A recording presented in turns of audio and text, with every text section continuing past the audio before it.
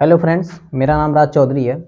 आज हम लोग बात करेंगे कि जो बोर्ड एग्ज़ाम है उसको उसके लिए प्रिपरेशन कैसे किया जाए। बेसिकली सभी लोगों का मतलब भिन्न-भिन्न तरीका होता है किसी एग्ज़ाम को लेकर तैयारी करने का। तो जो मेरा ओपिनियन है वो मैं आप लोगों को बताऊँगा।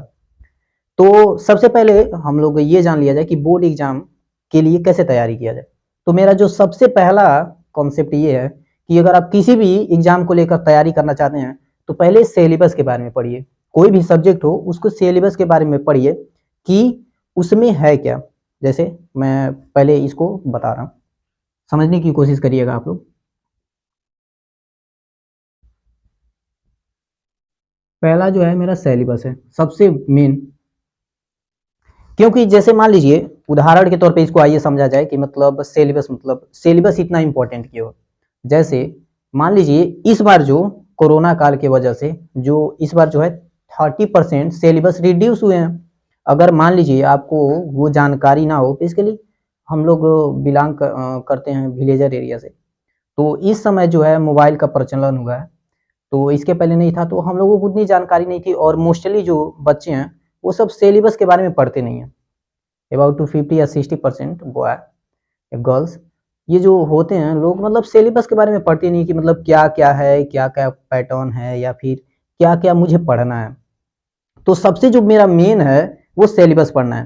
क्योंकि आप जब सिलेबस पढ़ेंगे तो उससे आप ये जान पाएंगे कि आपको क्या क्या पढ़ना है। पहला क्लियर होगा। दूसरा ये क्लियर होगा कि आप किस में अच्छे हैं, मतलब किसको आप बेहतर कर सकते हैं, कि आपको क्या क्या करना है और उसमें आप किस में बेहतर हैं और किस पे आपको काम करना है।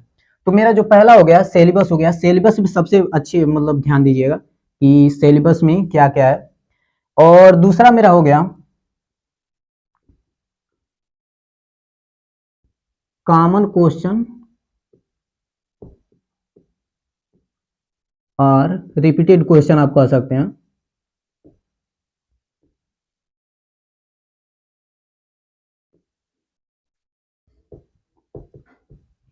कॉमन क्वेश्चन या फिर रिपीटेड क्वेश्चन का मतलब ये है कि जो बोर्ड एग्जाम में है या फिर जो भी कोई भी एग्जाम हो, उसमें जो हर मतलब प्रतिवर्ष कौन से ऐसे क्वेश्चन हैं जो हर वर्ष आए हैं। उदाहरण के तौर पे इसको समझा जाए, जैसे मान लीजिए कि मैं हिंदी सब्जेक्ट का लेता हूँ, हिंदी सब्जेक्ट का, और उसमें सिलेबस में क्या क्या है वो मैं बता रहा हूँ। उसमें ये दिया है कि संधि, अलंकार, उसके बाद मान लीजिए लकार या फिर जो भी अन्य चीजें हैं ग्रामेटिकल, उसके बारे में ये दे दिया है। अगर आप ये सिलेबस पढ़े रहेंगे तो आप उसमें ये अच्छे से जान पाएंगे कि इसको तैयार करना क्या है। क्योंकि ये जो आएंगे इस बार, जो आएंगे इस बार सिलेबस में एमसीक्यू के तौर पे आएंगे। अगर इसके बारे में आप कहीं पे अगर पढ़ लेते हैं, थोड़ा भी बहुत पढ़ लेते हैं, तो मुझे नहीं लगता है कि आप नहीं कर पाएंगे, बहुत ही आसान होगा। तो ये हो गया। जैसे मान लीजिए ऐसे क्वेश्चन जो प्रतिवर्ष आए हैं उस पर ध्यान रहे कि जब आप, और उसको जो रिपीटेड क्वेश्चन है उसको आप एक नोट्स पे लिख लीजिए। सबसे पहली बात, नोट्स पे लिखने के बाद उसको आप दोहराते रहिए, रिवीजन करते रहिए।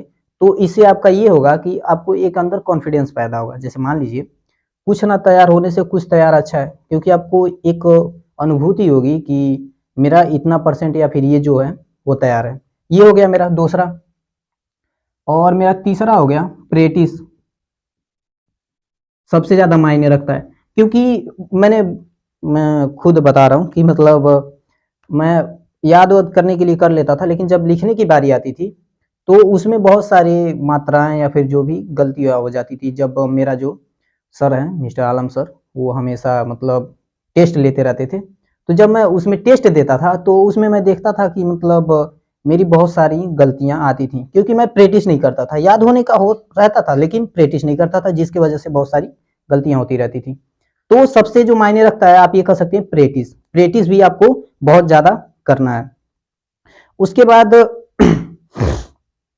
बहुत सारे ऐसे जो कॉन्सेप्ट हैं उसको क्लियर करिए, और यही सब आप लोगों को करना है। होप आप लोगों को वीडियो अच्छा लगा हो और ये आप लोगों को हेल्पफुल हो। बाय द वे इसके हम विस्तार में बाद में बात करेंगे, लेकिन ये जो मेरा कॉन्सेप्ट है इस पे थोड़ा बहुत आप लोगों को काम करना चाहिए। होप आप लोगों को ये वीडियो पसंद आया होगा। धन्यवाद।